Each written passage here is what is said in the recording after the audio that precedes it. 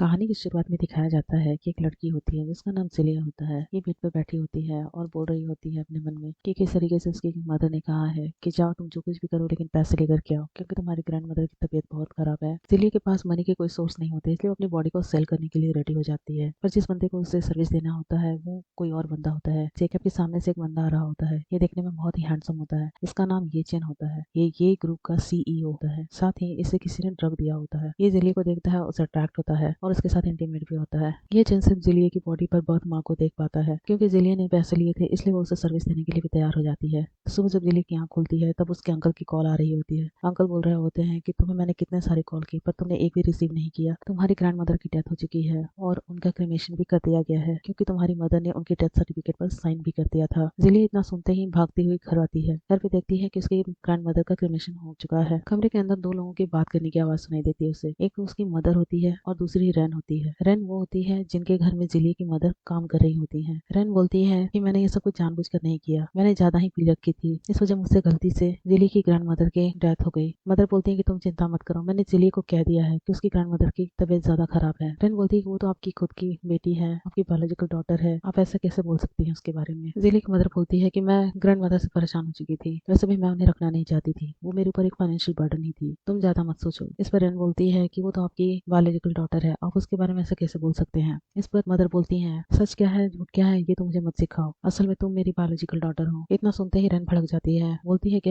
ये सच नहीं है, मेरी मदर एक फेमस फैशन डिजाइनर है और आप एक ऑर्डिनरी लेडी, आप मेरी मदर कभी नहीं हो सकती। जिली ये सब सुन रही होती है, वो भी सामने आ जाती है और बोलती है यही वजह है कि आप मुझसे प्यार नहीं करती और मेरे साथ ऐसा व्यवहार करती है, और वो रोते हुए वहां से चली जाती है। रेन ये सब देखती है, बोलती है कि मैं उसे नहीं छोड़ सकती। मदर बोलती है ऐसा मत करो। वो बोलती है कि उसने सब कुछ सुन लिया, बाहर वो सबको बता देगी, मैं उसे ऐसे नहीं छोड़ सकती। इतना भूल करके सामने रखा हुआ एक नाइफ उठा लेती है और जिली के पीछे दौड़ने लगती है। जिली की मदर भी उसके पीछे दौड़ने लगती है। दिखाया जाता है फार्म में जिली दौड़ रही होती है, उसके पीछे रैन और उसके पीछे मदर। जिली को रैन पकड़ लेती है और उसका गला दबाने लगती है। जिली बोलती है अपनी मदर को, डैड तो ये सब नहीं चाहते थे जैसा आपने मेरे साथ किया। रैन बोलती है कि मैं इसे नहीं छोड़ सकती। मदर बोलती है कि ऐसा मत करो। फिर भी वो चाकू लेकर के जिली के सीने में मार देती है। जब रैन को लगता है कि जिली मर चुकी है तो वो वहां से भाग जाती है और साथ में मदर भी भाग जाती है। थोड़ी देर के बाद जिली को होश आता है। उसके बाद सीन को शिफ्ट कर दिया जाता है 5 साल। दिखाया जाता है कि जिली वापस आ चुकी होती है और वो अब एक फैशन डिजाइनर बन चुकी होती है। उसके साथ एक बच्ची होती है, इसका नाम होता है टोंग टोंग। असल में जिली की बेटी होती है। टोंग टोंग की नजर एक हैंडसम बंदे पर पड़ती है और वो बोलती है देखो डैड, असल में ये वही येचन होता है जिसे देखकर टोंग टोंग बताती है। जिली उसे पहचान लेती है और बोलती है अपनी बेटी को कि हर किसी को डैड बोलना अच्छी बात नहीं। उधर येचन रेन से मिलने आया होता है उसे एयरपोर्ट पर लेने। रेन बोलती है कि तुम मुझे अजनबी जैसे क्यों बोल रहे हो। इस बार येचन बोलता है कि ऐसा कुछ भी नहीं, चलो मदर इंतजार कर रही होंगी। रेन को लेकर के वो उसकी मदर बोलती है अच्छा हुआ जो तुम वापस आ गए अपनी कंट्री में। देखो एक फाइल है, इसमें जो डिजाइनर है वो बहुत फेमस डिजाइनर है, इसने काफी सारे अवार्ड भी जीते हैं, इसका नाम वेन है। इसकी डिजाइनिंग देखकर मुझे अपने यंग एज की याद आ जाती है, बहुत सोलफुल डिजाइन है इसकी। ये तो सुनकर रेन को अच्छा नहीं लगता है और वो फाइल साइड में रख देती है और बोलती है मामा आप मुझ पर ध्यान नहीं देती हो। इस पर वो बोलती है कि ऐसा कुछ भी नहीं है, तुम जाओ उससे मिल लो। फिर वो जाती है वेन से मिलने। उसे देखते हैं उसे जोरदार शौक लगता है। उसे लगता है कि जिली वापस आ गई और वो डर जाती है। वेन पूछती है क्या हुआ और उससे आगे हाथ बढ़ाती है हैंडशेक के लिए। रेन बोलती है कुछ नहीं, तुम्हारी सूरत मेरे फ्रेंड से मिलती है जो कि इस दुनिया में नहीं रही। वेन बोलती है कि बैठ जाओ। वेन बोलती है कि मैं अपनी मदर पे गई हूँ, बिल्कुल उन्हीं की जैसी हूँ। इस पर रेन तरह तरह के बहाने बनाने लग। फिर वेन वहां से चली जाती है। रेन बोलती है अपने मन में कि मैं तुम्हें इस कंपनी में रहने नहीं दूंगी।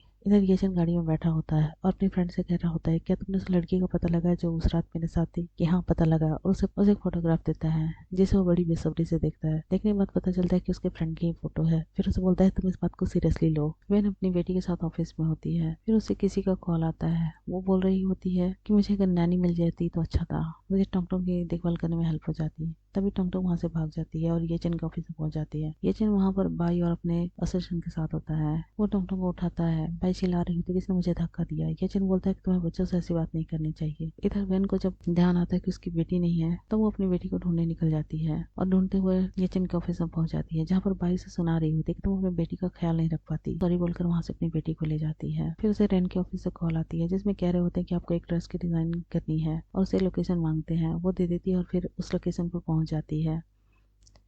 उसे किसी और के लिए नहीं बल्कि बाई के लिए ड्रेस डिजाइन करनी होती है रेड कारपेट के लिए। टोंगटोंग को येचन के पास छोड़ दिया जाता है। टोंगटोंग येचन से बोलती है कि आप मेरे डैड बन जाओ। इस पर येचन बोलता है कि तुम्हें मुझे अंकल बोलना चाहिए, डैड नहीं। तुम्हारी मदर को गुस्सा आ गया तो। इस पर असिस्टेंट हंस देता है। बाई का मेजरमेंट लेने के लिए वैन जाती है। उसका मेजरमेंट ले रही होती है और उससे पूछ रही होती है कि उसके कैसी डिजायर है ड्रेस को लेकर के। इस पर बाई उसे बहुत उल्टा सीधा डिजाइन बनाने को बोलती है। वैन कॉल को रिकॉर्ड कर रही होती है और बोलती है कि तुम्हारे डिजाइन को नहीं बनाया जा सकता। बाई चिल्लाने लगती है। फिर उसे उसका रिकॉर्डिंग दिखा देती है जिससे बाई शांत हो जाती है और तैयार हो जाती है अपनी ड्रेस बनवाने के लिए।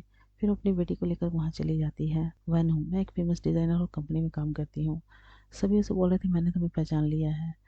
तुम जिलिया हो ना जो क्लास छोड़ करके चली गई थी। 19 ईयर ओल्ड में ही तुमने लोगों को सर्विस देना शुरू कर दिया था। उन्हीं में से किसी जंगली की बेटी होगी ये सुनते ही वेन को गुस्सा आ जाता है और उसे चाटा मार देती है। वो लोग उसे मिलकर टॉर्चर कर रहे होते हैं और टोंगटोंग को भी टॉर्चर कर रहे होते हैं और उसकी बेटी पर जैसे ही हाथ उठाने वाले होते हैं जैसे ही ये चैन आ जाता है और टोंगटोंग को बचा लेता है। वो उन्हें सबक सिखाता है और बोलता है कि तुम लोग की हिम्मत कैसे हुई मेरी बेटी को जंगली बोलने की। इस पर सभी उसे माफी मांगने लगते हैं। असिस्टेंट बोलता है कि हमारी कंपनी के साथ कोलैबोरेशन के लिए आए हैं। वो बोलता है इन लोगों को बैन कर दो। सभी उसे माफी मांगने लगते हैं और बोलते हैं कि फिर वेन को उठाता है।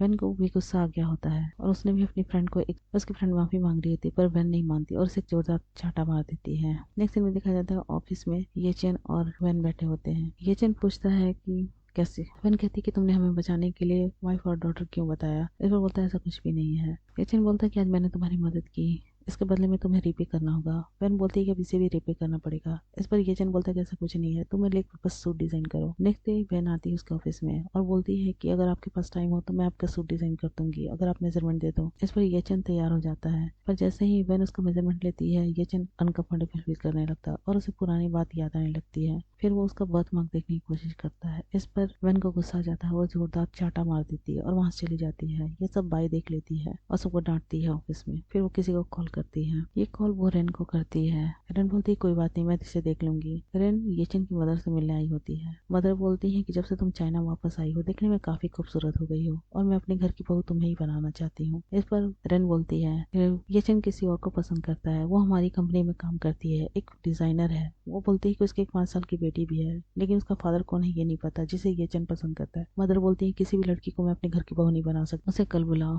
नेक्स्ट दिखाया जाता है कि बेन आती है मदर से मिलने और ड्रेस के बारे में डिस्कशन कर रहे होते हैं। मदर बोलती है कि उसे स्लिम ड्रेस चाहिए। इस पर बेन बोलती है कि आपके लिए लूज ड्रेस अच्छे होंगे। मदर बोलती है क्या तुम मुझे उल्टा समझती हो। इस पर बेन बोलती है कि ऐसा नहीं है, आप जैसा चाहती है मैं ड्रेस बिल्कुल वैसा ही बना दूंगी। नेक्स्ट डे ड्रेस लेकर के बेन आती है जिसे देखकर रेन चिल्लाने लगती है। बोलती है कि तुमने कैसे ड्रेस बनाया है, इसे देखकर तो हमारी आंखें नहीं खुल रही हैं। ये ड्रेस मदर की बर्थडे पार्टी के लिए बनाई गई होती है। मदर बोलती है कि मुझे तो ये ड्रेस अच्छी लगी और वो बोलती है कि तुम्हारा काम मुझे बहुत पसंद आया, मैं तुम्हें इतने पैसे दूंगी कि पूरी जिंदगी तुम आराम से बैठकर जी सकोगी। इस पर बहन बोलती है कि मुझे समझ नहीं आया। मदर बोलती है मेरा बेटा है ये चिन है, वो कंपनी का सीईओ है और हैंडसम भी, क्या तुम उसे पसंद करती हो। इस पर बहन बोलती है कि नहीं नहीं मैं उसे पसंद नहीं करती, आपको गलत फहमी हुई है। तभी सामने से ये चिन आ जाता है। बोलता है मदर आपने क्या बात की है। मैं मदर आपने जो भी कहा है वो आपका साइड है, मेरे साइड का भी फिक्स नहीं है। वैसे उम्मीद करता हूँ कि आप मेरी फीलिंग्स को समझेंगी। ऐसा बोलकर के वो वेन का हाथ पकड़ लेता है और उसे वापस बाहर लेकर के आता है। दोनों के बीच एक अच्छा सा रोमांटिक सीन क्रिएट हो जाता है जिसे जिसे कि रेन भी देख रही होती है और बोलती है कि मैं तुम्हें छोड़ूंगी नहीं चाहे जो कुछ भी हो, ये क्षण सिर्फ और सिर्फ मेरा है। किसी को कॉल करके बोलती है रेन कि तुम जो चाहो सो कर सकती हो। इधर दिखाया जाता है कि वेन से मिलने कोई आदमी आता है। तभी सामने से एक कॉल आता है कि टोंगटोंग गुम हो गई है। उधर दिखाया जाता है कि मॉल में मदर येचन की मदर गई होती है जिनकी नजर टोंगटोंग पर पड़ती है। वो टोंगटोंग से पूछती है कि तुम्हारी मदर कहाँ है। वो बोलती है कि मैं गुम हो गई हूँ। वो बोलती है कोई बात नहीं तुम मेरे साथ चलो। वो उसे अपने कार में ले जाती है। तभी ड्राइवर बोलता है कि मास्टर की तरह दिखता है। तभी मदर अपना लॉकेट खोल करके देखती है, बिल्कुल उनके जैसी दिखती है और उसे अपने घर ले आती हैं। येचन घर आता है, दिखता है कि टोंगटोंग उसके मदर के पास। वो पूछता है कि आपको कहाँ मिली। वो बोलती है गुम हो गई थी। क्या तुम्हें इसके क्या तुम्हें इसके पेरेंट्स के बारे में पता है। ये दिन किसी को कॉल लगाता है पर कोई कॉल रिसीव नहीं करता। फिर वो कार में बैठ कर निकल जाता है। जब वो रास्ते में जा रहा होता है तो सामने देखता है कि कुछ लोग एक लड़की को उठा रहे हैं। ये लड़की कोई और नहीं बल्कि जिली होती है जिसे येचन ने देख लिया होता है।